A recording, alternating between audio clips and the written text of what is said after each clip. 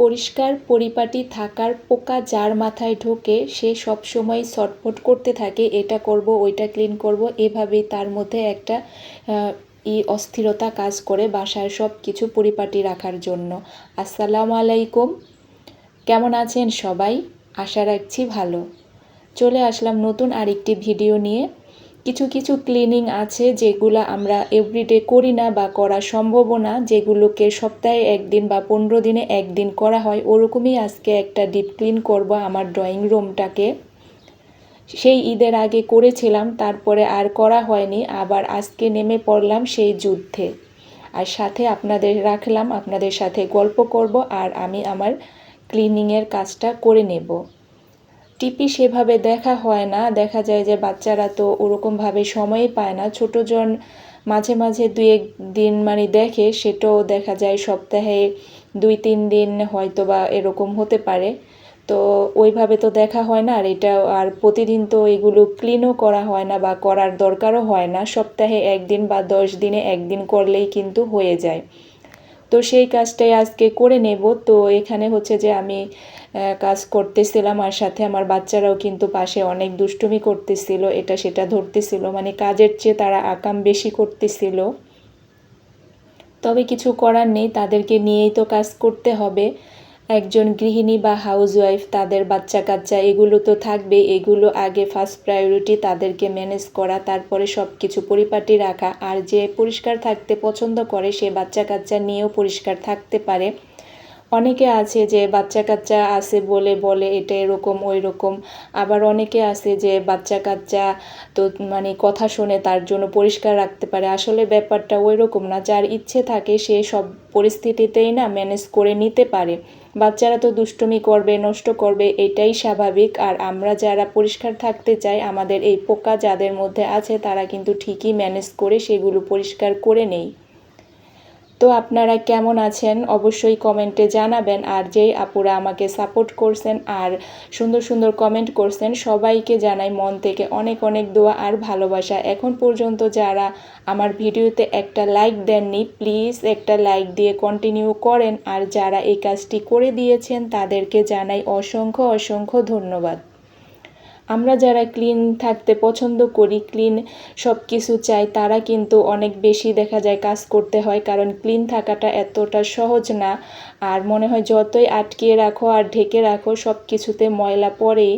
এদিকে কাজ করতে করতে কিন্তু আমি অনেক ব্যান্ড তুলি, এগুলো এই জায়গায় সেই জায়গায় যে তারা খুলে রেখেছে সেগুলো কিন্তু পাচ্ছিলাম। আর দেখেন আর ছোটজন এসে এসে সেগুলো নিচ্ছিল। প্রথমে দেখতে পেরেছিলেন 2 বোন কত আদর ভালোবাসা দেখাচ্ছিল, আসলে কিন্তু বেশিক্ষণ এই আদর ভালোবাসা ছিল না আর থাকেও না।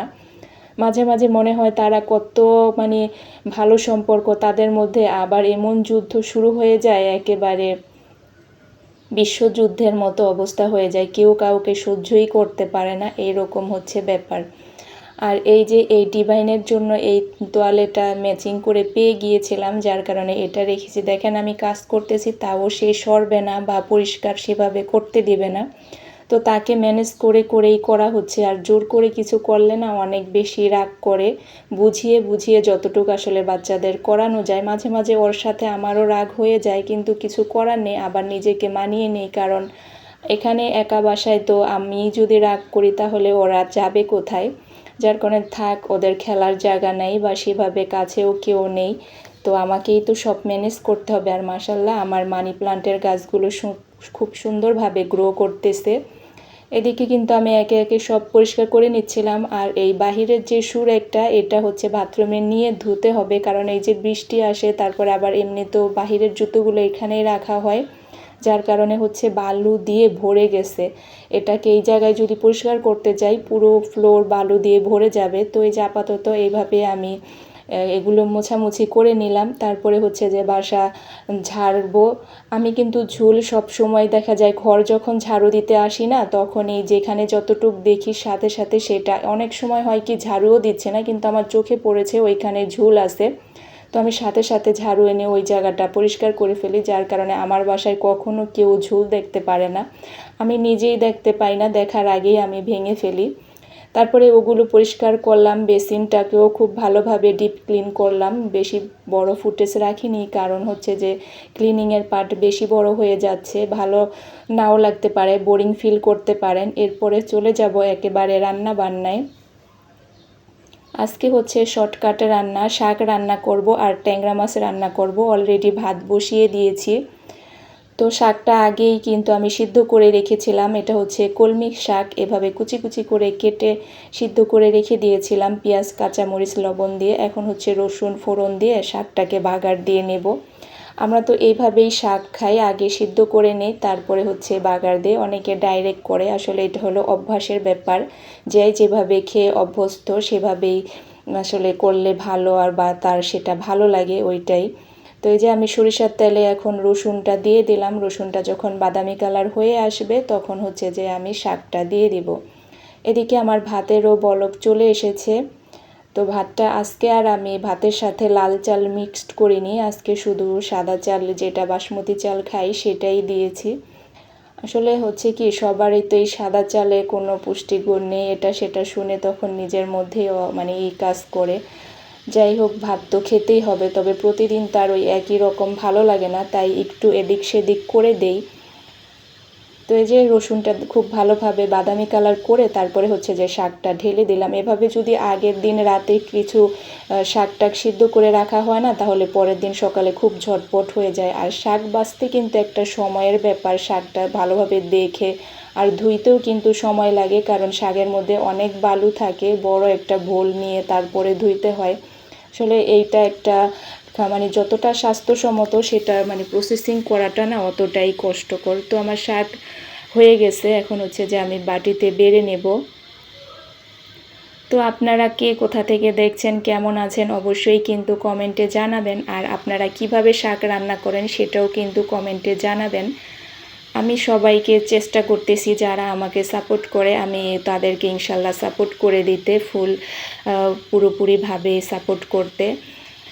আসলে এইখানে তো কেউ একা একা চলতে পারে না, আর একা একা চলা সম্ভবও না।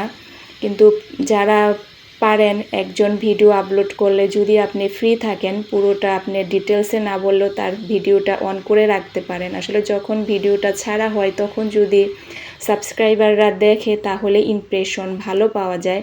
আসলে আমি যখন ভিডিও ছাড়ি তখন আমার যেই সাবস্ক্রাইবাররা আছেন তারা সেভাবে দেখেন না, যার কারণে আমার ইমপ্রেশন অনেক কম আসে। আর যাও দেখেন তাদের মধ্যে হচ্ছে যে তারা ফুল ওয়াচ করেন না, একটা কমেন্ট করেই ম্যাক্সিমাম জন বেরিয়ে যান। আসলে এটা অনেকেরটা বুঝি, আবার অনেকেরটা বুঝেও কিছু করার নেই, কিন্তু প্লিজ এরকম করেন না। একটা ভিডিও মেক করতে অনেক বেশি কষ্ট হয়। এই যে ভয়েস দেওয়ার জন্য সারাদিন ধরে অপেক্ষা করতেছি, সন্ধ্যার সময়ে এখনও বাহির থেকে এত মানে শব্দ, যে কনস্ট্রাকশনের কাজ চলতেছে, এরা রাত্র 9টা-10টা যে কি শুরু করেছে, মানে 2.5 বছর 3 বছর হয়ে আসলো এই সমস্যাগুলো মানে ফেস করতেছি। কিছু করার নেই, আপনারা একটু অ্যাডজাস্ট করে নেবেন, এটাই হচ্ছে ব্যাপার, একটু মানিয়ে নেবেন। কি করব, এখন তো পরিস্থিতিটাই এরকম হয়ে গেছে। আর এখন হচ্ছে যে আমি ট্যাংরা মাছটা ভেজে উঠিয়ে নিলাম, তারপরে এখন মশলাটাকে ভালোভাবে কষিয়ে নিব। এরপরে হচ্ছে যে আমি আজকে ট্যাংরা মাছটা রান্না করব আলু আর উস্তা দিয়ে, মানে করল্লা যেটাকে বলে, আমরা তো ছোটোগুলোকে উস্তা বলি আর বড় লম্বা যেগুলো সেগুলোকে করল্লা বলি। তো প্রথমে হচ্ছে যে আমি আলুটাকে খুব ভালোভাবে কষিয়ে সিদ্ধ করে তারপরে হচ্ছে করল্লা দেব। এই যে করল্লাটাও কেটে রেখেছি, উস্তাটা। তো এখন হচ্ছে এটাকে ভালোভাবে মশলার সাথে মিশিয়ে ঢাকা দিয়ে ঢেকে রেখে দেব, যাতে সিদ্ধটা ভালো হয়। কোন ধরনের ভিডিও যে পছন্দ করে আমার চ্যানেলে আমি সেটাই বুঝি না, কখন কোন ভিডিও দেব সেটাও বুঝি না, কারণ সব ভিডিওই জানি কেমন একটা মানে এখন তো ইদানিং আরও ভিডিওতে কেউ মানে দেখতে চায় না, ভিউ আসে না, ওয়াচ টাইম অনেক কম।